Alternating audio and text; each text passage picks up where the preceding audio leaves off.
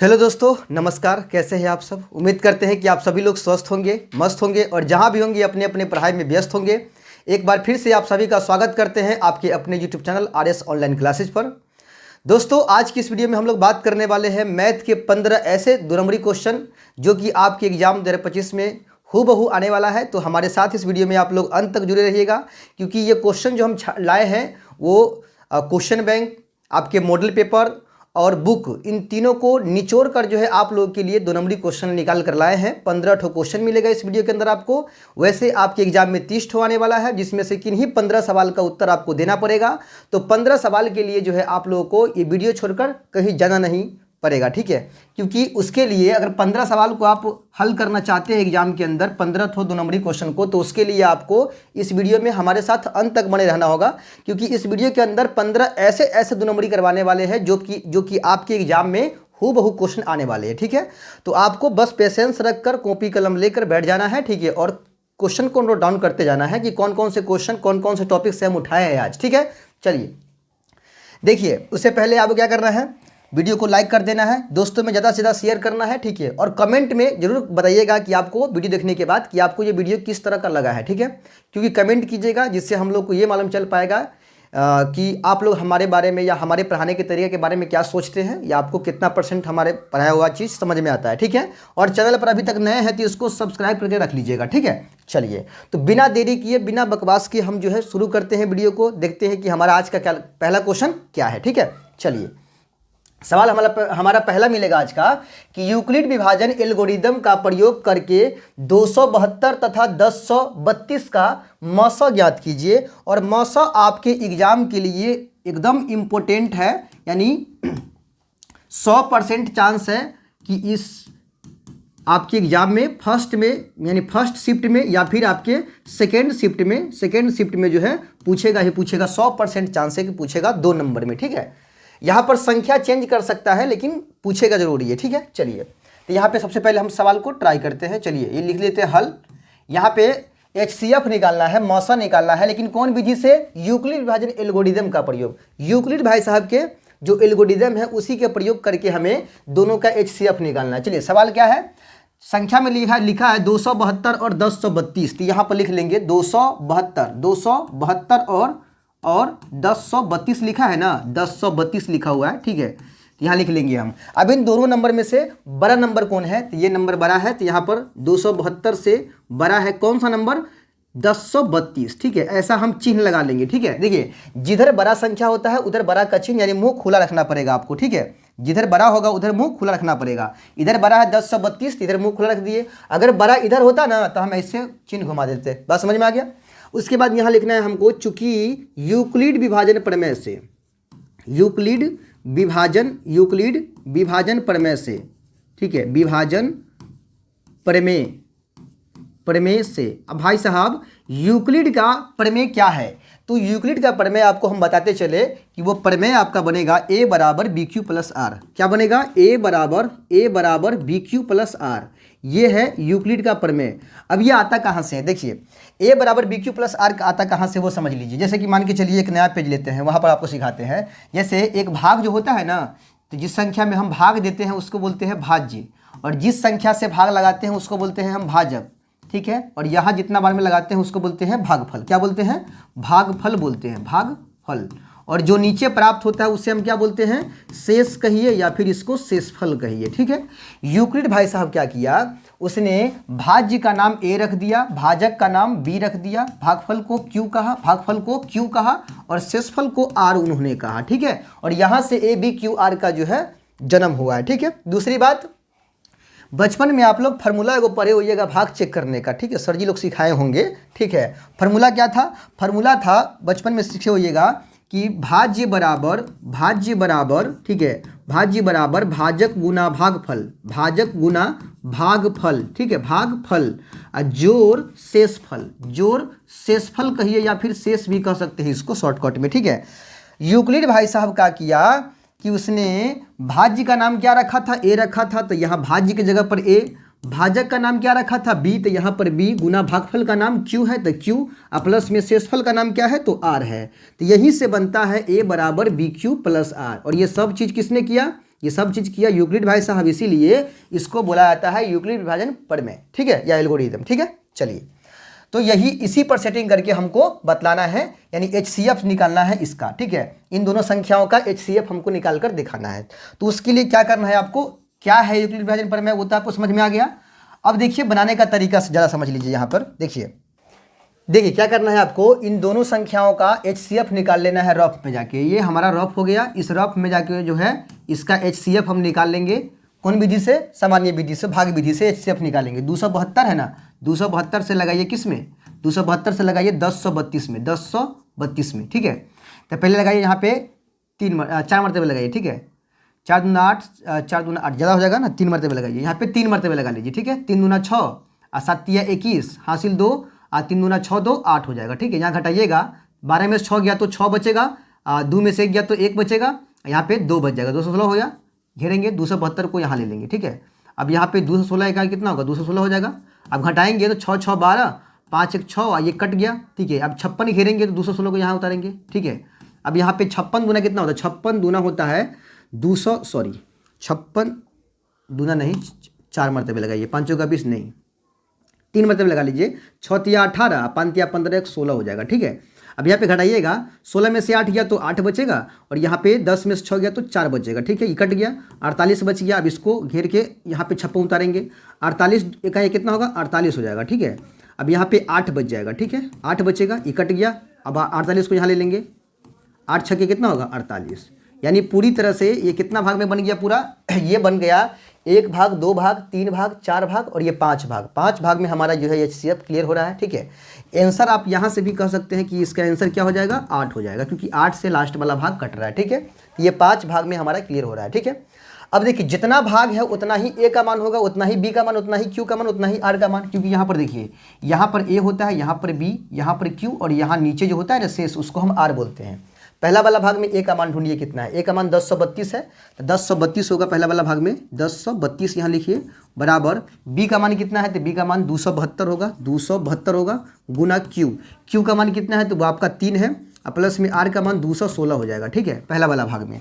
दूसरा वाला भाग में आप देखिएगा A का मान कितना है, दूसरा वाला भाग आपको यहाँ देखिएगा, देखिए दूसरा वाला भाग ये है दूसरा वाला भाग, इसमें A का मान ये हो जाएगा 272 रखेंगे यहाँ पे हम 272, ठीक है, बराबर B का मान 216 होगा, Q का मान 1 हो जाएगा, 216, Q का मान 1, प्लस में R का जो मान होगा वो आपका 56 हो जाएगा, ठीक है, 56 हो जाएगा। फिर अगला वाला भाग देखिए, ये वाला भाग है, अगला वाला भाग ये हमारा रहा, इसमें A का मान 216 होगा, कितना होगा A का मान 216 होगा, बराबर B का मान कितना हो जाएगा, तो B का मान जो इसमें होगा वो 56 हो जाएगा, B का मान 56 होगा, गुना में Q का मान कितना होगा 3 हो जाएगा, प्लस में R का जो मान होगा वो आपका 48 हो जाएगा, कितना होगा 48, ठीक है।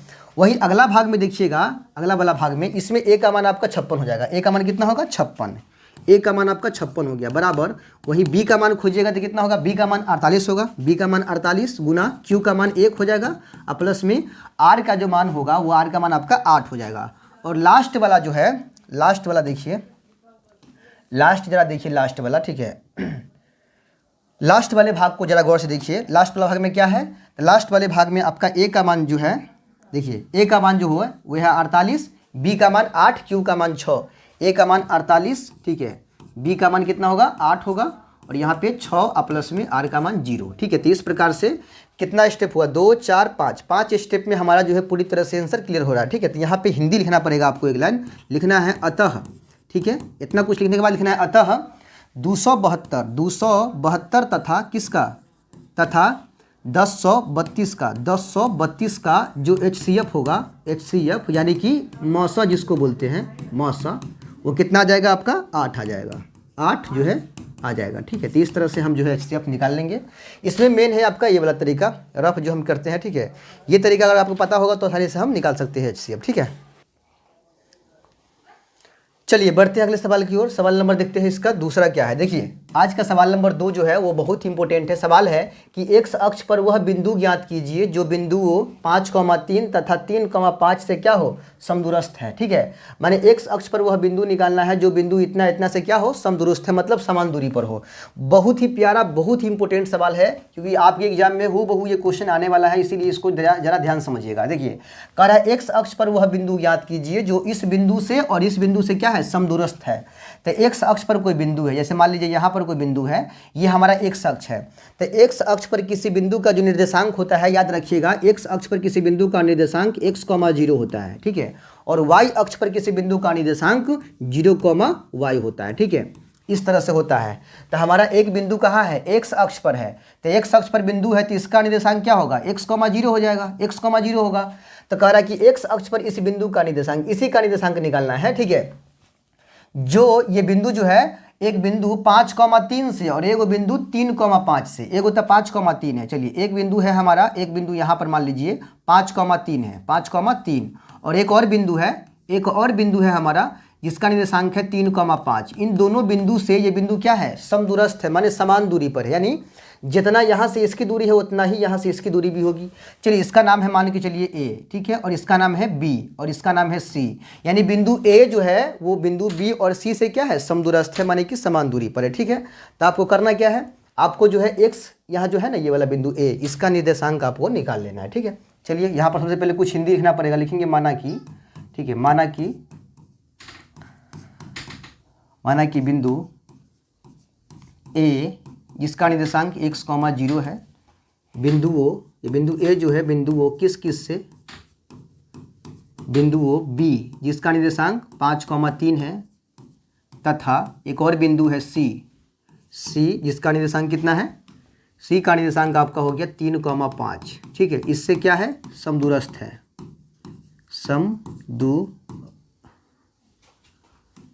समदूरस्थ है। ठीक है, समदूरस्थ है। ठीक है, तो क्या करना है हमको, समदूरस्थ का मतलब हुआ, यानी हम लिख सकते हैं यहाँ पे, यानी AB बराबर क्या, AC, यानी जितना A से B की दूरी है उतना ही A से C की भी दूरी होगी। ठीक है, तो इसीलिए यहाँ लिखेंगे दूरी सूत्र से, दूरी सूत्र से क्या होगा, AB की दूरी इधर सेटिंग करेंगे, इधर AC की दूरी सेटिंग करेंगे। ठीक है, यहाँ पे क्या करना है, इधर से यहाँ पे बराबर देके, ठीक है, इधर AB की दूरी लगाना है, AB की दूरी इधर लगाना है, और बराबर की दूसरे पार AC की दूरी लगाना है। ठीक है, AB की दूरी x1 x माइनस, एक मिनट रुकिए, यहाँ पे आपको क्या करना है, फॉर्मूला लगाना है, पहले फॉर्मूला x1 माइनस x2 का होल स्क्वायर, ठीक है, प्लस y1 माइनस y2 का होल स्क्वायर। ठीक है, इधर भी हो जाएगा x1 माइनस x2 का whole square plus y1 minus y2 का होल स्क्वायर। अब यहाँ पे क्या करेंगे, हम फॉर्मूला सेटिंग करेंगे। ठीक है, इधर x1 माइनस x2 का whole square plus y1 minus y2 का होल स्क्वायर, उधर भी वही फॉर्मूला है, लेकिन इधर जो दूरी लगाना है वो आपको AB का दूरी लगाना है, और इधर जो दूरी लगाना है वो आपको AC का दूरी लगाना है। ठीक है, AB का दूरी के लिए देखिए, यहाँ पर जो x y है ना, इसको x1 y1 मान लीजिए, इसको x2 y2 मान लीजिए। तो x1 का मान तो हमारा x हो जाएगा, रूट लगा दीजिएगा यहाँ पे। ठीक है, x1 का मान कितना होगा, x होगा, और माइनस x2 का मान कितना होगा, ये 5 हो जाएगा। ठीक है, तो x माइनस 5 का यहाँ पे होल स्क्वायर कर दीजिए, प्लस y1 का मान कितना होगा, 0 होगा, माइनस y2 का मान कितना होगा, 3 होगा, तो 0 माइनस 3 का होल स्क्वायर। अब बराबर इधर देखिएगा, इधर x1 कितना होगा, अब देखिए इधर AC का दूरी है ना, तो x1 का मान x होगा, माइनस x2 का मान कितना होगा, 3 हो जाएगा। ठीक है, प्लस y1 का मान कितना होगा, 0 होगा, माइनस y2 का मान 5 होगा। ठीक है, इसका होल स्क्वायर, इस प्रकार से। ठीक है, अब यहाँ देखिए, रूट से रूट को हम काट सकते हैं, इधर a माइनस b का होल स्क्वायर लगाएंगे, उधर a माइनस b का होल स्क्वायर लगाएंगे, फिर यहाँ 0 में से 3 को कम कर लेना है। ठीक है, यहाँ पर तोड़ेंगे तो क्या होगा, a square minus 2ab, 2 into a का मान x गुने b का मान 5 प्लस b स्क्वायर, तो 5 का स्क्वायर। ठीक है, अब प्लस में माइनस 3 में से 0 गया तो कितना बचेगा, माइनस 3 का स्क्वायर, इस प्रकार से होगा बराबर। ये तो इधर कर लिया हम, देखिए माइनस b का होल स्क्वायर क्या होगा, a स्क्वायर तो x का स्क्वायर। ठीक है, माइनस 2ab, 2 इंटू a का मान x इंटू b का मान 3। ठीक है, अब प्लस b स्क्वायर देंगे तो कितना होगा, 3 का स्क्वायर। ठीक है, उसके बाद क्या करना है आपको, उसके बाद प्लस दे के -5 में से 0 गया तो क्या होगा, -5 का स्क्वायर, ठीक है, -5 का स्क्वायर। अब देखिए यहाँ पे समझिए, अब क्या करना है आपको, यहाँ पर जहाँ पर जो है फार्मूला लगने वाला है तो लगा दिए हम, ठीक है। अब देखिए एक्स स्क्वायर इधर भी प्लस में है और एक्स स्क्वायर उधर भी प्लस में है, ये दोनों क्या हो गया, कट गया, ठीक है। अब बच क्या गया, 5 दूना 10, माइनस में 10x हो गया, ठीक है, प्लस में 5 का वर्ग 25 हो गया, ठीक है। उसके बाद प्लस में -3 का वर्ग कितना होगा, 9, ठीक है, प्लस में होगा 9 बराबर 3 दूना कितना होगा वहाँ -6x होगा, ठीक है। उसके बाद 3 का वर्ग कितना होगा, प्लस में 9 होगा और प्लस में -5 का वर्ग प्लस में 25 होगा, ठीक है। अब देखिए माइनस में 10x है, एक्स प्लस की तरफ कीजिए, -6x रहेगा तो प्लस में 6x होगा, ठीक है। अब 25 और 9 कितना हो जाएगा आपका, 25 और 9 हो जाएगा 34, तो 34 हो जाएगा बराबर इधर 25 9 कितना होगा, 34 होगा, ठीक है। देखिए ये 34 से 34 कट गया, माने घट गया, 0 बच गया, ठीक है। अब इधर जो है -10x में से +6x का तो कितना बचा, माइनस में 4x बचेगा, ठीक है। अब बराबर में इधर कितना 0 बचेगा, ठीक है, 0 बच गया। अब x का मान निकालिएगा तो क्या होगा, 0/-4 होगा ना, क्योंकि -4 x के साथ गुना में है ना, तो x का मान निकले क्या आएगा आपका, सीधा 0 बोल सकते हैं, क्योंकि 0/-4 बराबर 0 होगा ना, तो x का मान कितना निकल गया आपका, सीधा सीधा 0 निकल गया, ठीक है। तो ये हमारा रहा x का मान, यानी x अक्ष पर वह बिंदु कौन होगा, तो 0 होगा, और कॉमा y का मान तो 0 होबे करेगा, यानी 0,0 हो जाएगा आंसर, यानी 0,0, ठीक है। तो इस तरह से आंसर हमारा हो जाएगा 0,0। क्लियर है बात। चलिए, तो ये सवाल आपका इंपॉर्टेंट था, उम्मीद करते कि समझ में आया होगा। अगले सवाल की ओर बढ़ते हैं। देखिए अगला सवाल क्या है हमारा, सवाल है कि द्विघात समीकरण 3x² माइनस में 2√6x प्लस में 2 बराबर 0 का गुणनखंड विधि से हल कीजिए।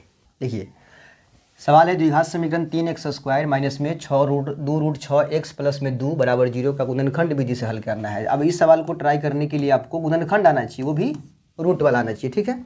चलिए सवाल क्या है, 3x² माइनस में 2√6x है और प्लस में 2 बराबर 0 है, ठीक है। अब इसमें क्या करना है, गुणनखंड। गुणनखंड करने के लिए क्या करना पड़ता है, शुरू वाला पद जैसे है वैसे ही रहेगा, अंतिम वाला पद जेना है वैसे ही रहेगा, ठीक है। बराबर 0 गुना करिएगा तो कितना होगा, 6x² होगा, ठीक है, 6x²। लेकिन जो लाना है बीच में वो कितना लाना है, माइनस में 2√6, माइनस में 2√6x लाना है, ठीक है। अब करना क्या है आपको, इसको दो ऐसे पार्ट में तोड़िए जिनको जोड़ने पर या इकट्ठा करने पर कितना आना चाहिए, माइनस में 2√6 आना चाहिए। चलिए तो इसको यहाँ करते हैं -√6 और गुना -√6 -√6 में -√6 से गुना करेंगे तो कितना होगा, सीधा मतलब सीधा 6 हो जाएगा प्लस में, ठीक है। और माइनस में 2 को जोड़ने पर क्या आ जाएगा, इसको जोड़ने पर माइनस में 2√6 आ जाएगा, ठीक है। अब 2 को एक अपना पास देखो यहाँ लगा दीजिए, यहाँ लगा दीजिए, यही 2 ग्रुप यहाँ पर सेटिंग कर दीजिए, क्या -√6x और फिर -√6x, इस प्रकार से 2 ग्रुप सेटिंग कर दी बीच में। अब कॉमन की क्रिया करेंगे, कॉमन क्या लेंगे, देखिए 3 है तो में 2 को √3 है पहले से, ठीक है। और यहाँ पर देखिए 3 के अंदर 2 को √3 होता है, 3 के अंदर जो है आपका √3 गुने √3 होता है, ठीक है। और यहाँ जो √6 है, √6 इसके अंदर क्या क्या है, तो √2 भी है और √3 भी है, ठीक है। तो हम कह सकते हैं कि इसमें भी √3 है और इसमें भी √3 है, तो √3 हम कॉमन ले सकते हैं, साथ में यहाँ पर भी x है और यहाँ पर भी x है, ठीक है। तो हम क्या कर सकते हैं, x भी कॉमन ले सकते हैं, ठीक है। तो √3 कॉमन ले लीजिए और साथ में x कॉमन ले लीजिए, ठीक है। तो कॉमन लीजिएगा तो √3 से यहाँ पर 2, देखिए 3 जो है इसमें 2 को √3 है, ठीक है, 3 में 2 को √3 है, तो 1 √3 कट जाएगा तो क्या बचेगा, 1 √3 बच जाएगा, ठीक है। और साथ में x कॉमन ले लिए तो यहाँ पर 2 x है ना, तो 1 x तो बच जाएगा, प्लस माइनस माइनस √3 से √6 काटिएगा, देखिए √3 से √6 काटिएगा, √3 से √6 का मतलब यही ना होता है, क्योंकि √6 में √2 भी है √3 भी है, तो ये दोनों कैंसिल हो गया तो क्या बचेगा, √2 बचेगा, ठीक है। तो यहाँ पर क्या बच गया आपका, √2 बच गया, ठीक है। उसके बाद माइनस दोनों में से कॉमन क्या लेंगे, यहाँ पर 2 है, यहाँ पर √6 है, ठीक है। तो हम क्या कर सकते हैं, √2 कॉमन ले सकते हैं, क्योंकि देखिए 2 में 2 को √2 है, ठीक है, और √6 है, इसमें भी √2 आपको मिल जाएगा, √6 में भी √2 मिल जाएगा और 2 में भी √2 मिल जाएगा आपको, ठीक है। तो हम यहाँ क्या कर सकते हैं, देखिए 2 को हम ऐसे लिख सकते हैं, √2 गुना √2 लिख सकते हैं, ठीक है। और √6 में क्या आपका आ जाएगा √2 गुना √3 आ जाएगा, ठीक है। यानी दोनों में आपको √2 कॉमन मिल रहा है, ठीक है। तो हम क्या कर सकते हैं, √2 कॉमन ले सकते हैं, तो कॉमन लेंगे तो क्या बचेगा, यहाँ पर √3 बच जाएगा, ठीक है। और साथ में माइनस प्लस x तो बच ही जाएगा, और साथ में माइनस प्लस माइनस होगा, √2 से √2 कट गया तो यहाँ पर सीधा √2 बच जाएगा, ठीक है। और हम शून्य निकाल रहे हैं तो सबके बराबर क्या देंगे, सबके बराबर हम यहाँ पर 0 दे सकते हैं, ठीक है। सब के बराबर क्या दे देंगे, 0 दे देंगे, ठीक है। ये सब कट गया, हट गया, ठीक है। क्या देना है, 0, ये सब के बराबर आपको 0 देना है, 0, ठीक है। चलिए अब देखिएगा, यहाँ पर जो अंदर में है वो और यहाँ पर जो अंदर में है वो दोनों आपको कॉमन दिख रहा होगा, माने बराबर दिख रहा होगा, तो दोनों के बदला एक घर लिखना है √3x माइनस √2 का, ठीक है। और बाहर वाला क्या दिख रहा है आपको, √3x दिख रहा है, अब माइनस में √2 दिख रहा है। देखिए बाहर में एक यहाँ पर है और एक यहाँ पर है, ये भी बराबर है, बराबर 0 दे दीजिए। ठीक है, अब देखिए 0 जो है ना आपके इस घर के बराबर भी आ रहा है और इस घर के बराबर भी आ रहा है, तो हम क्या करेंगे, यहाँ लिखेंगे कि यदि इस घर के बराबर यानी कि √3x माइनस √2 के बराबर अगर 0 है, तो कहने का मतलब है कि यही 0 √3x, ये घर में तो वही है ना, माइनस में √2 के बराबर भी क्या होगा, 0 भी होगा। यहाँ से x का मान निकालिएगा तो √3x बराबर प्लस में √2 होगा, और x का मान निकालिएगा तो क्या होगा, √2 बट्टा √3 हो जाएगा। माने √3 जो है एक साथ गुना में है ना, उधर गया तो बट्टा में चला गया। ठीक है, उसके बाद यहाँ से निकालिएगा तो क्या होगा, √3x को इधर रखिए, प्लस में जाएगा √2, और आप अब यहाँ x का मान निकालिएगा तो √2 बट्टा √3 आ जाएगा। ठीक है, तो इस तरह से हम क्या कर लेंगे, x का मान निकाल लेंगे। तो x का 2 का मान निकल गया, यानी यही दोनों हमारा क्या है, शून्यक है। ठीक है, तो ये रहा आपका सवाल नंबर 3 का आंसर। ठीक है, तो उम्मीद करते हैं कि आपको ये सवाल समझ में आया होगा। चलिए बढ़ते हैं अगले सवाल की ओर, देखते हैं इसका अगला सवाल क्या है। चलिए सवाल क्या है, 4 नंबर, दो संख्याओं का योग 18 है। ठीक है, दो संख्याओं का योगफल 18 है और उसके व्युत्क्रमों का योग 1/4 है, तो संख्या ज्ञात कीजिए। ठीक है, चलिए इसको ट्राई करते हैं। दो संख्या है जिनका योगफल कितना है, 18 है। ठीक है, दो संख्या है, हमें पता नहीं है कि वो कौन कौन सी संख्या है, लेकिन जिनको जोड़ने पर कितना आता है, 18 आता है, और इनके व्युत्क्रमों का योग, व्युत्क्रम मतलब उल्टा, जैसे इसका उल्टा करेंगे 1/, जो भी है वो आ जाएगा नीचे में, और इसका भी उल्टा करेंगे तो क्या हो जाएगा, उल्टा करेंगे तो 1/, जो भी है वो आ जाएगा इधर। दोनों का योगफल कितना है, 1/4 है। ठीक है, 1/4 है, तो आपको पता लगाना है कि वो दोनों नंबर कौन सा है। ठीक है, तो उसके लिए हम सिंपल से क्या करेंगे, एक संख्या को पहले पता लगा लेते हैं, क्योंकि दोनों का योगफल 18 दिया हुआ है। ठीक है, तो दोनों में से एक संख्या को पहले पता कर लेते हैं, क्योंकि एक संख्या अगर पता चल जाएगा तो दूसरा संख्या भी मालूम चल ही जाएगा। ठीक है, इसीलिए पहले का संख्या हम पता कर लेते हैं कि वो कौन सा है। ठीक है, पहले का संख्या को मान लेते हैं, ना होता है तो x मान लेते हैं। ठीक है, पहला संख्या को x मान लेते हैं। दूसरा क्या हो जाएगा, दूसरा को करने के लिए 18 में से x कम कर लीजिए, दूसरा निकल जाएगा। ठीक है, यहाँ लिखेंगे पहले माना कि पहली संख्या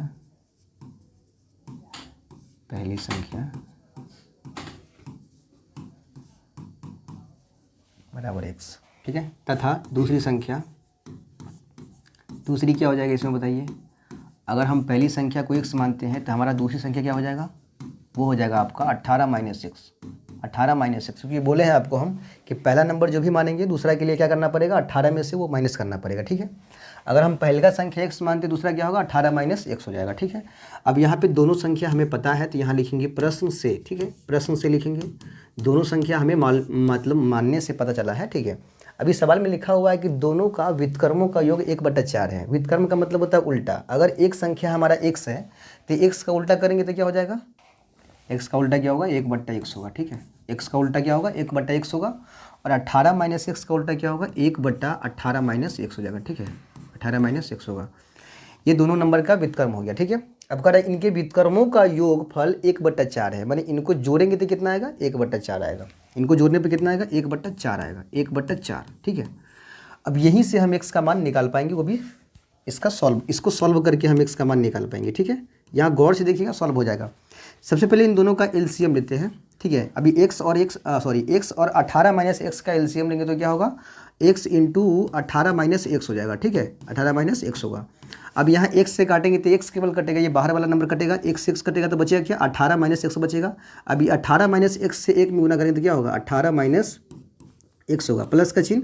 18 - x से काटेंगे तो केवल 18 - x कटेगा, बचेगा कौन, तो बचेगा आपका x में गुना करेंगे, x से क्या होगा, x से कहीं x होगा, बराबर में 1/4 हो जाएगा। ठीक है, अब क्या करना है आपको, यहाँ पे क्रॉस मल्टीप्लिकेशन, लेकिन उससे पहले यहाँ पर देखिए ये -x और ये +x आपका दोनों कैंसिल हो गया। ठीक है, बच गया क्या, 18, केवल 18 बच गया, ऊपर बच गया आपका 18। ठीक है, 18 बटा के नीचे में इसको अंदर लीजिएगा, माने x को अंदर हुलगाइएगा तो x में करेंगे 18 से गुना कितना होगा, 18x होगा। ठीक है, अब -x में x गुना करके कितना होगा, x² हो जाएगा, x², अब बराबर में आपका 1/4 हो जाएगा। ठीक है, अब देखिएगा यहाँ से आप क्रॉस गुना कर सकते हैं, तिरछा तिरछी गुना कर सकते हैं। ठीक है, चलिए वो भी कर लेते हैं, यहाँ पे हम क्रॉस मल्टीप्लिकेशन यहाँ कर लेते हैं थोड़ा सा।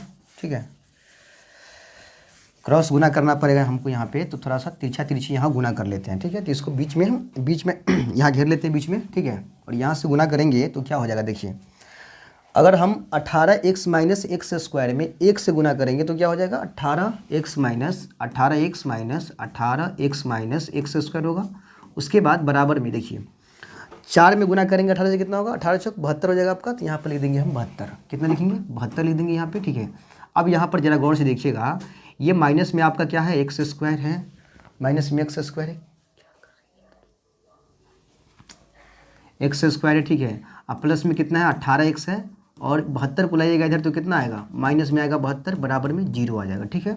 अब यहाँ पर माइनस मुँह पलट गया तो क्या करेंगे, कॉमन ले लेंगे इस माइनस को। माइनस को अगर आप कॉमन लेते हैं तो क्या बचेगा बताइए, माइनस कॉमन लेने से हमारा सवाल बन जाएगा, यही प्लस में आ जाएगा एक्स स्क्वायर, और ये आपका माइनस में 18x आ जाएगा, और ये प्लस में कितना आएगा 72 आ जाएगा, बराबर में क्या होगा 0 होगा। अब इसका गुणनखंड करना है आपको, ठीक है। तो गुणनखंड कैसे करेंगे हम, ठीक है, देखिएगा। ये शुरू का नंबर जैसे है वैसे रहेगा, ठीक है। अब इसको इसके अंत वाला ये 72 जैसे है वैसे रहेगा, बराबर 0। गुना करोगे तो कितना होगा 72x स्क्वायर होगा यहाँ पे, 72x स्क्वायर। अब इसको दो ऐसे पार्ट्स बनाओ जिनको इकट्ठा करने पर बीच वाला माइनस में 18x आना चाहिए। अब इसको हम ऐसे कर सकते हैं 12 गुना 6, क्योंकि 12 छक होता है 72, और इन दोनों को इकट्ठा करने पर कितना आएगा 18 आ जाएगा। अब इन दोनों नंबर को माइनस में रखना पड़ेगा ताकि हमारा बीच का नंबर माइनस में आ सके, ठीक है। अपने पास 2 एक्स है तो ये यहाँ लगा लेंगे, वो यहाँ लगा लेंगे, ठीक है, ठीक है। तो इसको क्या करेंगे अब इन दोनों ग्रुप को हम बीच में इकट्ठा करेंगे। कितना है ग्रुप, ये हमारा ग्रुप है माइनस में 12x, माइनस में 12x है, और फिर माइनस में 6x है, क्या है माइनस में 6x है। अब देखिए इसमें से कॉमन लेना है आपको, ठीक है। अब इन दोनों नंबर, यहाँ 4 नंबर हो गया था 1 2 3 4, अब इसमें से कॉमन लेना है, दोनों में से कॉमन लेना है, और लास्ट के दोनों में से कॉमन लेना है आपको, ठीक है। तो कॉमन कैसे लेंगे हम, देखिए यहाँ पर x दोनों जगह है तो क्या करेंगे x कॉमन ले लेंगे यहाँ पे, ठीक है। x कॉमन कैसे लेंगे, तो x कॉमन लेते यहाँ पे तो बचेगा x माइनस 12 बचेगा, ठीक है। अब माइनस 6 कॉमन लेंगे तो x माइनस में 12 छक 72 बचेगा, ठीक है, बराबर 0। अब दोनों घर सेम है तो क्या लिखेंगे, x माइनस 12 का एक घर लिखेंगे, बाहर में क्या है x माइनस 6 बराबर में 0, ठीक है। तो हम क्या कर सकते हैं यहाँ पे अलग अलग इसको लिखेंगे, कैसे लिखेंगे अलग अलग वो समझिए जरा सा। इसको थोड़ा सा छोटा कर लेते हैं, ठीक है, थोड़ा सा छोटा कर लेते हैं ताकि आपको समझने में परेशानी ना हो। देखिए यहाँ पे क्या करेंगे हम, देखिए यहाँ पे लिखेंगे यदि x माइनस 12 बराबर 0, x माइनस 12 बराबर 0 है तो यहाँ पे x माइनस 6 बराबर भी क्या होगा 0 होगा, ठीक है। यहाँ से x का मान निकालेंगे प्लस में 6, और यहाँ से x का मान निकालेंगे प्लस में 12 आएगा, ठीक है। ये x का मान निकल गया, यानी हमारा संख्या जो है, हम संख्या को क्या माने है x माने है ना, तो हमारा संख्या 2 हो सकता है, या तो 12 होगा प्लस में, या फिर 6 होगा, ठीक है।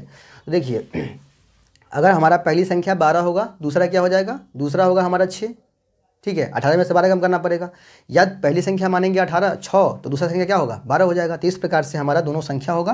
तो यहाँ पर हम हिंदी लिखेंगे, यहाँ पे एक लाइन हिंदी लिख देंगे हम, ठीक है, लास्ट में कि अतः पहली संख्या बराबर, यहाँ लिखेंगे अतः, ठीक है, पहली संख्या x बराबर 12, या फिर इसको बोल सकते हो 6, ठीक है। पहली संख्या 12 या फिर 6 है, ठीक है, हो गया। नहीं एक और संख्या है ना, तो लिखेंगे तथा दूसरी संख्या क्या है 18 माइनस एक्स है ना, 18 माइनस एक्स है। तो 18 देखिए, एक मिनट इसको ऊपर कर लेते जरा सा, ठीक है। 18 माइनस एक्स है ना, तो क्या करेंगे, ठीक है। तो 18 माइनस एक्स है ना, तो हम क्या करेंगे 18 माइनस एक्स का मान यदि 12 रखते तो कितना आएगा 6 आ जाएगा दूसरा संख्या, माने पहला अगर 12 आएगा दूसरा क्या आ जाएगा 6 आ जाएगा। अब पहली संख्या अगर 6 रखते हैं तो यहाँ पे 18 माइनस 6 करना पड़ेगा, तो ये यहाँ पे 12 आ जाएगा। बात समझ में आ रहा है। चलिए इस तरह से हम दोनों सवाल को, माने दोनों संख्या इसका हम निकाल लिए, ठीक है। चलिए बढ़ते हैं इसके अगले सवाल की ओर। b का मान कितना है -3 है, a का मान कितना है 81 है, तो सॉरी 21 है। तो हमसे क्या पूछा है, कौन सा पद माइनस में 81 है यहाँ पर, ठीक है। तो यहाँ पे सबसे पहले यहाँ लिख लेंगे माना कि, ठीक है, यहाँ लिखेंगे माना कि एनवा पद क्या है माइनस में 81 है, ठीक है। इसका एनवा पद माइनस में 81 तो क्या हो जाएगा यहाँ पर ए एन बराबर क्या हो जाएगा माइनस में 81 हो जाएगा, ठीक है। अब ए एन का क्या होता है सूत्र, a plus n minus 1 into d बराबर क्या होगा माइनस में 81 होगा, ठीक है। अब यहाँ पर देखिएगा ज़रा, a का मान कितना हमारा है यहाँ पर 21 है, 21 प्लस n का मान नहीं मालूम है, ठीक है, इंटू d का मान कितना दिया है माइनस में 3 दिया है, ठीक है, बराबर में कितना होगा माइनस में 81 हो जाएगा, ठीक है। अब यहाँ पर ज़रा गौर से देखना है आपको, ठीक है। तो 21 यहाँ पर है, ये रहबे करेगा, ठीक है, प्लस में n का मान 3 को अंदर ले लीजिएगा तो क्या होगा माइनस में 3, यहाँ पर क्या हो जाएगा माइनस में 3 n हो जाएगा, क्या होगा माइनस में 3 n, ठीक है। माइनस में हो जाएगा आपका 3n हो जाएगा 3n। उसके बाद माइनस माइनस प्लस में 3 हो जाएगा, ठीक है, बराबर में क्या होगा, माइनस में 81 हो जाएगा, ठीक है। अब जरा यहाँ पर देखिए गौर से, ठीक है, 21 प्लस माइनस माइनस में 3n, ठीक है, प्लस प्लस प्लस में 3 बराबर में माइनस में 81, ठीक है। अब यहाँ देखना है आपको, माइनस में 3n तो है ही, 21 और 3 कितना होगा, प्लस में 24 होगा, बराबर में कितना है, माइनस में 81 है, ठीक है। अब जरा गौर से देखिए, n का मान आपको निकालना है, तो माइनस में 3n को इधर रखिए और उधर माइनस में 81 है, ठीक है। अब प्लस में कितना हो जाएगा वहाँ पर, सॉरी माइनस में होगा क्या, माइनस में हो जाएगा 24 यहाँ पे, ठीक है। अब यहाँ से n का मान निकालना है, तो माइनस में 3n को रखिए, माइनस 81 या माइनस 24 कितना होगा, तो माइनस में हो जाएगा आपका 4 1 5, ठीक है, माइनस में 8 2 10, ठीक है। तो माइनस में 105 होगा, माइनस से माइनस कैंसिल होगा आपका, 3 से काटेंगे इसको, 3 3 9 और 3 5 15, तो n का मान क्या निकल के आएगा, 35 आ जाएगा निकल के। यानी कहने का मतलब है कि इस AP का कौन सा पद माइनस में 81 होगा, तो हम कह सकते हैं कि इसका 35वां पद जो आपका होगा वो माइनस में 81 हो जाएगा, ठीक है। तो यहाँ एक लाइन हिंदी आपको चिपकाना है, क्या चिपकाना है भाई, तो अतः nवां पद, सॉरी nवां नहीं लिखना है बल्कि लिखना है 35वां पद, 35वां पद जो है, 35वां पद जो है आपका वो क्या है आपका, तो वो माइनस में 81 है, ठीक है। 35वां पद आपका क्या है, माइनस में 81 है, ठीक है। तो ये रहा आपका सवाल नंबर 5। चलिए अगले सवाल की ओर बढ़ते हैं, सवाल नंबर देखते हैं इसका अगला। बहुत ही प्यारा प्यारा सवाल आप लोगों के लिए आया है, ठीक है। सवाल क्या है हमारा कि दो समपूरक कोणों में बड़ा कोण छोटे कोण से 18 डिग्री अधिक है, तो आपको क्या करना है, उन्हें याद करना है, उन्हें मतलब कोणों को निकालना है, ठीक है। दो कोण हमारे सामने दिया हुआ है, तो दो कोण है, दो कोण में से दो समपूरक कोण है, देखिए दो समपूरक कोण है, इनमें से जो माने एक कोण छोटा है, कोण बड़ा है, दो समपूरक कोण में बड़ा कोण छोटे कोण 18 डिग्री अधिक है। चलिए बड़ा कोण को हम क्या कर लेंगे, यहाँ पर दोनों कोण को मान लें, सबसे पहले यहाँ पर दोनों कोण को यहाँ मान लेंगे, ठीक है। दोनों कोण को यहाँ पर मानने के लिए क्या करेंगे, लिखेंगे माना कि, ठीक है, माना कि बड़ा कोण, क्योंकि दोनों बराबर तो नहीं ना होगा, तो बड़ा कोण को मान लेते हैं x, क्या, x डिग्री, ठीक है, तथा छोटे कोण के मान लेते हैं, छोटे कोण को मान लेते हैं, छोटे कोण को मान लेते हैं y डिग्री, ठीक है। देखिए ऐसा इसलिए करना पड़ रहा है हमको यहाँ पे, बड़ा कोण को x डिग्री, छोटा कोण को y डिग्री, क्योंकि हमें निकालना है दोनों कोण को, दो समपूरक कोण है, ठीक है। समपूरक कोण का मतलब होता है कि जब दो कोण को जोड़ने पर कितना आ जाए, 180 डिग्री आ जाए, उसे क्या बोलते हैं, समपूरक कोण। और जब दो कोण को जोड़ने पर 90 डिग्री आए उसे बोलते हैं पूरक कोण। तो यहाँ दोनों को मान लिए यहाँ पे, तो यहाँ लिखेंगे प्रश्न से, ठीक है, क्या लिखेंगे, प्रश्न से लिखेंगे, ठीक है। अब यहाँ ध्यान से समझिएगा, लिखा है दो समपूरक कोण में बड़ा कोण छोटे कोण से 18 डिग्री अधिक है, तो उन्हें याद कीजिए। अब देखिए यहाँ पर एगो x है और एगो y माने हुए हैं, ये दोनों बराबर नहीं है, दोनों में 18 डिग्री का अंतर है। 18 डिग्री का अंतर का मतलब हुआ कि अगर ये कोण मान लीजिए 20 है, तो ये कोण कितना हो जाएगा आपका, ये कोण हो जाएगा आपका 2 डिग्री के, मतलब 18 का गैप हुआ कि ना, अंतर हुआ कि नहीं हुआ, तो इस प्रकार से है। तो मान के चलिए ये बड़ा कोण है, इसका मतलब बड़ा कोण छोटे कोण से कितना ज़्यादा है, 18 ज़्यादा है, यानी ये 18 कम है, तो इसमें हम 18 को प्लस कर देंगे, दोनों क्या हो जाएगा, बराबर ना हो जाएगा। तो इसी प्रकार से हम बनाएंगे कि बड़ा कोण छोटे कोण से 18 डिग्री ज़्यादा है, ठीक है, ज़्यादा है। अब देखिएगा x है इधर, y को लाइए खींच के, तो माइनस में y आएगा, बराबर में इधर कितना है, 18 है, ठीक है। इसको मान लेते हैं, ना होता है तो समीकरण फर्स्ट, ठीक है। अब आगे क्या करना है, अब जरा समझिए लिखता क्या है इसमें। देखिए हम जानते हैं कि दो समपूरक कोण है, तो उसके दो मतलब उसका योगफल कितना होता है, 180 डिग्री। तो अगर एक समपूरक कोण हम x को मान लिए हैं और एक समपूरक कोण y को मान लिए हैं, तो इन दोनों को जोड़ने पर किसके बराबर आएगा, 180 के बराबर आएगा। यानी कह सकते हैं, यहाँ पुनः लिख देंगे, ठीक है। और यहाँ पर x डिग्री एगो समपूरक कोण है और एगो समपूरक कोण y डिग्री है, दोनों को जोड़ने पर कितना आ जाएगा, 180 डिग्री आ जाएगा। ये हो गया समीकरण दूसरा, ठीक है, ये समीकरण दूसरा हो गया। अब ये समीकरण पहला और समीकरण दूसरा, इन दोनों समीकरण को हम हल करेंगे ना, विलोपन विधि, प्रतिस्थापन विधि या वज्रगुण विधि, इनमें से कोई भी विधि का इस्तेमाल करके हल करेंगे तो x y का मान निकलेगा। चलिए यहाँ पर हल कर लेते हैं, यहाँ पर भी हल कर लेते हैं। तो यहाँ लिखेंगे चूंकि समीकरण पहला गुना एक एवं दूसरा गुना एक को क्या करने पर, घटाने पर। क्यों घटाने पर भाई, क्योंकि यहाँ चिन्ह जो है आपका वो बराबर है दोनों का, दोनों जगह प्लस में ही है, ठीक है। अब यहाँ एक से गुना करेंगे तो क्या होगा, x माइनस वाई बराबर में कितना हो जाएगा, ये बराबर में होगा 18।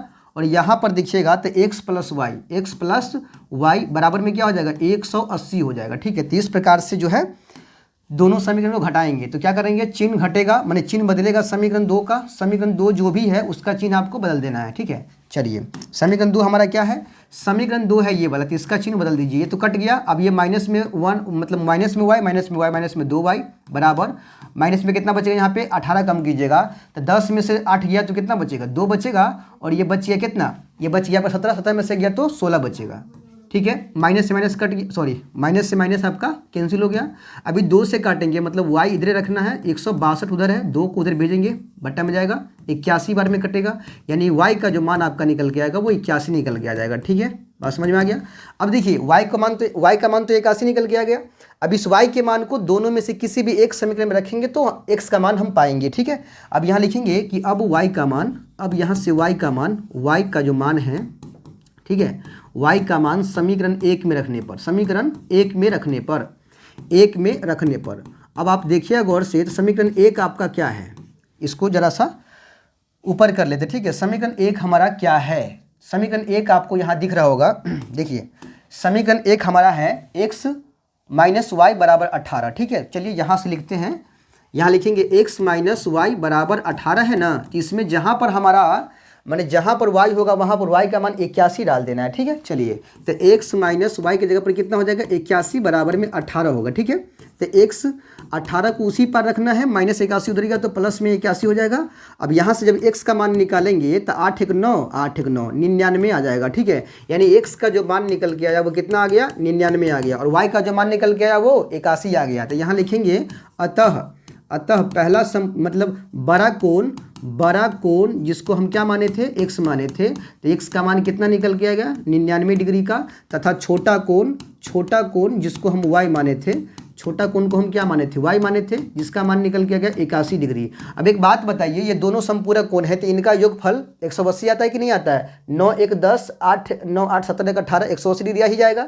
अब देखिए बड़ा कोण जो है वो आपके छोटे कोण से 18 डिग्री है कि नहीं अधिक, तो इस प्रकार से आपका जो है सवाल नंबर जो है आपका देखिए क्या था, 6 नंबर सवाल आपका क्लियर हो गया, ठीक है। चलिए अगला सवाल की ओर देखते हैं। सवाल नंबर 7 क्या है, सवाल है 2 संकेंद्रीय वृत्तों की त्रिज्या, 1 मिनट, 2 संकेंद्रीय वृत्तों की त्रिज्या यहाँ पर दिया है, 2 संकेंद्रीय वृत्तों की त्रिज्याएं 10 सेंटीमीटर और 6 सेंटीमीटर है। बड़े वृत्त की जीवा की लंबाई निकाले जो कि छोटे वृत्त को स्पर्श करती है, ठीक है। यहाँ पर 2 ठो वृत्त है, यहाँ पर देखिए 2 ठो हमारे सामने 2 ठो वृत्त है, एक वृत्त तो ये हो गया और दूसरा वृत्त एक और है, यहाँ पे देख लीजिए, ठीक है। एक वृत्त यहाँ, एक वृत्त यहाँ पे 2 वृत्त है, ये दोनों संकेंद्रीय वृत्त है, यानी एक ही केंद्र से दोनों वृत्त जो हमारा खींचा गया, ठीक है।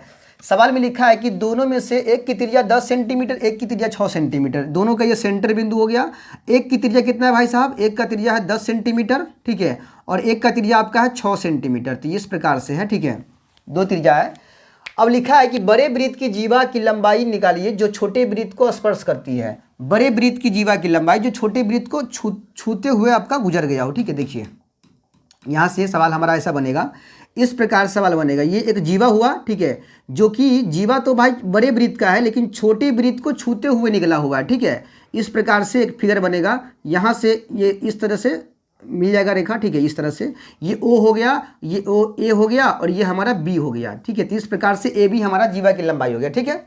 अब O हमारा केंद्र हो गया, इसका लंबाई तो आपको O से A की लंबाई आपका 10 सेंटीमीटर हो ही जाएगा, O से B की लंबाई भी 10 सेंटीमीटर होगा, क्यों, क्योंकि ये बड़े वृत्त की क्या है, त्रिज्या है, और साथ में छोटे वृत्त की त्रिज्या भी आपको 6 सेंटीमीटर दिया हुआ है। तो जीवा की लंबाई निकालना है, ये आपका हो गया छोटा वृत्त, ये वाला जो है ना ये छोटा वृत्त हो गया, यहाँ से एक 90 डिग्री का एंगल तैयार हो रहा है, ठीक है। इसका नाम C हो गया मान के चलिए। इसकी लंबाई आपको 10 सेंटीमीटर दिया हुआ है, इसकी लंबाई भी आपको 10 सेंटीमीटर दिया हुआ है, साथ में ये बीच का जो लंब है ना ये आपकी, इसकी लंबाई आपको 6 सेंटीमीटर दिया हुआ है। अब हमसे क्या पूछा है, जीवा AB की लंबाई, AB की लंबाई निकालने के लिए हम क्या करेंगे, A से C की लंबाई और C से B की लंबाई निकालेंगे, क्योंकि आपको पता होना चाहिए कि यहाँ से जब किसी भी वृत्त के, देखिए किसी वृत्त की जीवा पर केंद्र से डाला गया लंब जीवा को क्या करता है, बराबर 2 हिस्सों में बांट देता है, ठीक है। ये केंद्र से डाला गया लंब है जो कि इस जीवा को, ये पूरा जीवा है, इस जीवा को 2 बराबर भागों में बांट रहा है, ठीक है। यानी जितना यहाँ से इसकी दूरी होगी उतना ही यहाँ से भी इसकी दूरी हो जाएगी, ठीक है। उसी प्रकार से हम क्या करेंगे, अब यहाँ पे दोनों त्रिभुज सेम ही है, देखिए ओ सी ए त्रिभुज और ओ सी बी त्रिभुज दोनों सेम त्रिभुज है, ठीक है। अब इन दोनों में से किसी भी त्रिभुज में जाकर और एक का मान निकाल लेंगे। देखिए यहाँ पर चित्र हमारा कुछ इस प्रकार का बन रहा है, देखिएगा तो इस तरह का चित्र बन रहा है हमारा, देखिए ये इस तरह का। अब इसका नाम ओ है, इसका नाम ए है, इसका नाम सी और इसका नाम बी है। इसकी लंबाई भाई साहब 10 दिया है, इसकी लंबाई 10 दिया है और आपका ये 6 दिया हुआ है, ठीक है। 90 डिग्री यहाँ पर भी है, 90 डिग्री यहाँ पर भी है, ठीक है। अभी हमसे पूछा है ए बी की लंबाई, लेकिन ए बी की लंबाई निकालने के लिए पहले ए सी की लंबाई निकालेंगे फिर बी सी की लंबाई। उससे बेहतर है कि हम क्या करेंगे, हम कथी बोले हैं कि ये वाला और ये वाला दोनों क्या है, बराबर है। ए सी की लंबाई निकाल लेते हैं, इसी को डबल कर देते, 2 गुना कर देते, ठीक है। तो यहाँ लिखेंगे, सबसे पहले लिख लेंगे हल यहाँ पे, ठीक है। हल लिखने के बाद लिखेंगे चूंकि त्रिभुज ओ सी ए में लिखिए, ओ सी ए में, ठीक है, ओ सी ए में यहाँ पर एक कोण 90 डिग्री का है, कोण ओ सी ए बराबर कितना है इसका, 90 डिग्री का है। उसके बाद क्या है भाई, तो उसके बाद ओ ए की लंबाई आपका 10 सेंटीमीटर है। उसके बाद क्या है भाई, उसके बाद ओ सी की लंबाई आपका 6 सेंटीमीटर है। तो इसीलिए आपको निकालना है किसकी लंबाई, सी से ए की लंबाई, यानी ए सी की लंबाई। तो इसीलिए ए सी बराबर आपका हो जाएगा अंडर रूट कर्ण का स्क्वायर, मतलब ओ ए का स्क्वायर, ठीक है, माइनस में लंब का स्क्वायर, मतलब ओ सी का स्क्वायर, ठीक है। अब चलिए ओ ए का मान कितना दिया हुआ है, तो ओ ए का मान 10 है, 10 का वर्ग करेंगे, माइनस में ओ सी का मान 6 है, 6 का वर्ग। अभी 10 का स्क्वायर करने पर 100 हो जाएगा और 6 का स्क्वायर 36 होगा। अंडर रूट कितना बचेगा, 64 बचेगा। 64 का वर्गमूल कितना होता है, 8 होता है। यानी कहने का मतलब है कि यहाँ जो AC की लंबाई निकला वो कितना निकला, 8 सेंटीमीटर। लेकिन हमसे क्या पूछा, हमसे पूछा AB की लंबाई। अभी क्या बोले हैं कि जितना A से C की लंबाई होगी उतना ही C से B की लंबाई होगी। तो इसका लंबाई तो निकाल लिए, लेकिन CB की लंबाई निकालने की कोई ज़रूरत नहीं है। सीधा यहाँ लिखेंगे कि अब बड़े वृत्त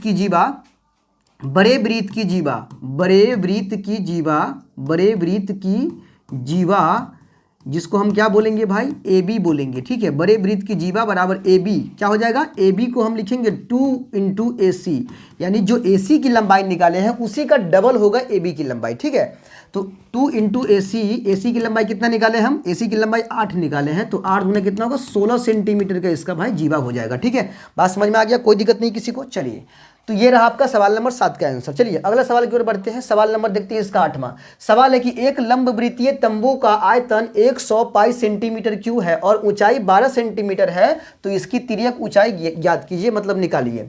एक लंबवृत्तीय शंकु है, देखिएगा जरा गौर से, एक यहाँ पे लंबवृत्तीय शंकु है, ठीक है। यहाँ पर एक शंकु का जो है शेप ले लेते हैं, ठीक है। देखिए एक लंबवृत्तीय शंकु है, देखिए ये हमारा हुआ एक शंकु, ठीक है। इसमें यह हमारा हो गया इसका, ठीक है, त्रिज्या, और ये हो गया हमारा इसमें ऊंचाई, ये हमारा हो गया इसमें ऊंचाई, ठीक है। अब सवाल ये पूछा है कि एक लंबवृत्तीय शंकु का आयतन कितना है, 100 पाई सेंटीमीटर क्यूब, माने आयतन दिया हुआ है और इसमें साथ में ऊंचाई भी दिया हुआ है। एच कितना दिया है भाई, 12 सेंटीमीटर, ठीक है। तो इसका क्या निकालना, ये निकालना, मतलब तिर्यक ऊंचाई निकालना है। तिर्यक ऊंचाई निकालने के लिए पहले हमको ये आर निकालना पड़ेगा, आर, ये एल हमको निकालना है, तो पहले आर निकालना पड़ेगा। कैसे निकालेंगे आर का मान, वो समझिए जरा सा। देखिए लिखेंगे चूंकि शंकु की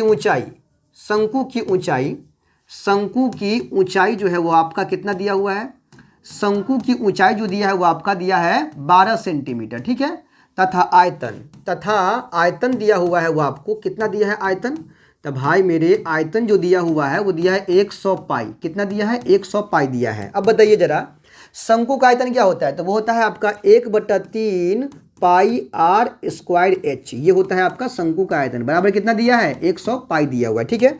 चलिए 1/3 गुना, देखिए पाई से पाई काट सकते हैं, दोनों बगल गुने में पाई है, तो पाई से पाई कट गया, बच गया आर स्क्वायर, जिसका मान हमें नहीं मालूम है, लेकिन एच का मान तो मालूम है ना, 12, बराबर में 100 बचेगा। इधर 3 से काटेंगे, 12 को 4 बार में कटेगा, आर स्क्वायर कितना हो जाएगा 100, उधर जैसे है वैसे 4 भागा में आ जाएगा, काटेंगे 25 बार में कटेगा, यानी आर स्क्वायर का मान कितना निकला, 25 निकला। लेकिन हमें आर का मान निकालना पड़ेगा पहले, तो इसीलिए आर बराबर हो जाएगा, इधर से स्क्वायर को हटाएंगे, 25 पे अंडर रूट लगेगा, 25 पे रूट चढ़ जाएगा, यानी 25 का वर्गमूल कितना हो जाएगा 5। यानी कहने का मतलब है कि 5 सेंटीमीटर का क्या निकल गया हमारा, त्रिज्या निकल गया। तो त्रिज्या से मतलब हमें है, क्योंकि हमें इसमें तिर्यक ऊंचाई निकालना है, और तिर्यक ऊंचाई मतलब एल, और एल निकालने के लिए फॉर्मूला आता है √h² प्लस r²। तो r का मान पता करना जरूरी था, इसीलिए r का मान पहले निकाल लिए हैं। अब हमको किसका मान चाहिए भाई? किसका मान चाहिए? हमें चाहिए तिर्यक ऊंचाई शंकु का एल बराबर √h² प्लस में r²। ठीक है, अब यहाँ h का मान भी मालूम है हमें, h का मान कितना है 12 दिया हुआ है, तो 12 का स्क्वायर करेंगे। अब प्लस में r का मान 5 निकाले है तो 5 का स्क्वायर करेंगे। 12 का स्क्वायर होता है 144, अब प्लस में 5 का स्क्वायर 25, 144 में 25 को जोड़ेंगे तो 169 होगा, और 169 किसका वर्गमूल होता है? 13 का, यानी 13 सेंटीमीटर जो है आपका वो निकल गया इस शंकु का तिर्यक ऊंचाई। ठीक है, तो ये रहा आपका सवाल। चलिए अगले सवाल की ओर बढ़ते हैं। सवाल नंबर अगला है कि एक अर्धवृत्ताकार पार्क का क्षेत्रफल ज्ञात कीजिए। एक अर्धवृत्त के आकार का पार्क है जिसका क्षेत्रफल निकालना है, जिसके लिए परिमाप आपको दिया हुआ है 360 सेंटीमीटर मीटर दिया हुआ है। ठीक है, अर्धवृत्त के आकार का परिमाप है, देखिए पार्क है, एक अर्धवृत्त के आकार का आपका जो है क्या है, एक मिनट, एक अर्धवृत्त के आकार का आपका पार्क है, इस तरह से पार्क है। ठीक है, इस तरह का पार्क है जिसका क्षेत्रफल हमें निकालना है। देखिए अर्धवृत्त का क्षेत्रफल क्या होता है? 1/2 पाई r², ये वृत्त के क्षेत्रफल का आधा होता है। तो क्षेत्रफल निकालने के लिए आपको इसमें r का मान की जो है आवश्यकता पड़ेगी। इसके लिए आपको क्या करना है, इसके लिए r तो कहीं दिया नहीं है, लेकिन हाँ परिमाप जरूर दे रखा है 360 मीटर। तो यहाँ लिख लेंगे हम, सवाल यहाँ पर 9 नंबर है, यहाँ लिखेंगे चूंकि अर्धवृत्ताकार, यहाँ लिखेंगे अर्धवृत्ताकार, ठीक है, अर्धवृत्ताकार पार्क, ठीक है, पार्क का परिमाप या परिधि एक ही बात होता है, पार्क का परिमाप कितना दिया हुआ है? तो पार्क का परिमाप 360 मीटर दिया हुआ है। ठीक है, अब परिमाप क्या होता है? अर्धवृत्त के आकार का है तो परिमाप इसका होगा r × π+2, r × π+2 हो जाएगा। ठीक है, π+2 बराबर 360। क्लियर है बात? चलिए अब यहाँ से r का मान निकालना है, तो पाई का मान होगा 22/7 प्लस में r बराबर में 360। ठीक है, अब चलिए देखिए, अब यहाँ पे r का मान 2 है ना, r का मान 2 हो जाएगा यहाँ पे। ठीक है, देखिए r का मान कितना है? 2 है, तो यहाँ प्लस में 2 हो जाएगा बराबर में 360 हो जाएगा। चलिए अब यहाँ पे देखिए r गुना 7 दूना 14 में 22 को जोड़ेंगे कितना होगा? 36/7 होगा बराबर में 360। अब r का मान निकालना है, तो r को इधर ही रखना है हमको, r को इधर ही रखिए, बराबर में उधर क्या क्या है? 360 पहले से है, गुना में जाएगा 7 और भागा में आएगा 36। 36 से काटेंगे 10 बार में कटेगा, यानी r का मान कितना निकल गया? 10 × 70 निकल गया। r का मान कितना निकल गया? 70 मीटर का। अब हमको क्या निकालना है? इस पार्क का क्षेत्रफल निकालना है, तो लिखेंगे अब क्षेत्रफल बराबर, ठीक है, पार्क का क्षेत्रफल, r निकल गया है ना, तो लिखेंगे अब पार्क का क्षेत्रफल। अब बताइए पार्क किसके आकार का है? तो भाई मेरे पार्क है आपका अर्धवृत्त के आकार का, तो फॉर्मूला बनेगा 1/2 पाई r²। ठीक है, अब 1/2 गुना पाई का मान 22/7 गुना r² है, तो r का मान 70 है, तो 2 बार लिखिए 70 × 70। ठीक है, देखिए 7 से कटेगा 10 बार में कटेगा, 2 से काटेंगे 11 बार में कटेगा। चलिए अभी गुना कर लेते हैं, 7 कहीं 7, 11 7 कितना होगा? 77, और डबल 0 लगा दीजिएगा, मीटर में स्क्वायर। यही है इस अर्धवृत्ताकार पार्क का क्षेत्रफल। बात समझ में आ गया? चलिए अगला सवाल देखिए, फटाफट बना देते हैं। सवाल है कि यदि त्रिभुज ABC तथा त्रिभुज DEF समरूप है, जहां AB बराबर 1.2 सेंटीमीटर और DE बराबर 1.4 सेंटीमीटर है, तो त्रिभुज ABC तथा त्रिभुज DEF के क्षेत्रफल का अनुपात ज्ञात कीजिए। ठीक है, चलिए यहां पर लिखेंगे चूंकि त्रिभुज ABC समरूप है त्रिभुज DEF के, ठीक है, तथा AB की लंबाई दिया है 1.2 सेंटीमीटर और DE की लंबाई दिया हुआ है कितना? 1.4 सेंटीमीटर। जबकि हम जानते हैं कि कोई भी दो त्रिभुज अगर समरूप होते हैं तो उनके क्षेत्रफल का जो अनुपात होता है उनके संगत भुजा के वर्गों के अनुपात के बराबर होता है। और हमसे क्या पूछा है? इन दोनों त्रिभुज के क्षेत्रफल का अनुपात पूछा है। ठीक है, अगर ये दोनों त्रिभुज समरूप है तो इनके क्षेत्रफल का जो अनुपात होगा वो किसके बराबर होगा? तो इनके संगत भुजा के वर्गों के अनुपात के बराबर होगा। ठीक है, यहाँ लिखेंगे इसीलिए एरिया त्रिभुज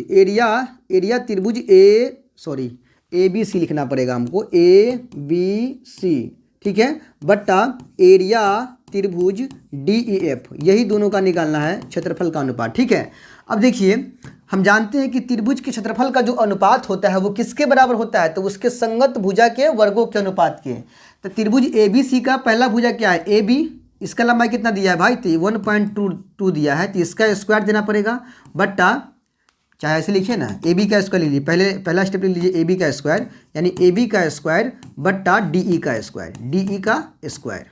चाहिए तो आप यहाँ पे दो फिगर ले सकते हैं, दो त्रिभुज का, यहाँ पर ABC मान लीजिए, इसको ABC ले लीजिए, और एक और त्रिभुज ले लीजिए जिसका नाम रख लीजिए DEF, ये D, ये E और ये F हो गया। ठीक है, ये दोनों त्रिभुज क्या है, समरूप है, जिसमें AB की लंबाई कितना दिया है, 1.2 सेंटीमीटर दिया है, और DE की लंबाई है 1.4 सेंटीमीटर। ठीक है, और हमसे दोनों के क्षेत्रफल का अनुपात पूछ रहा है।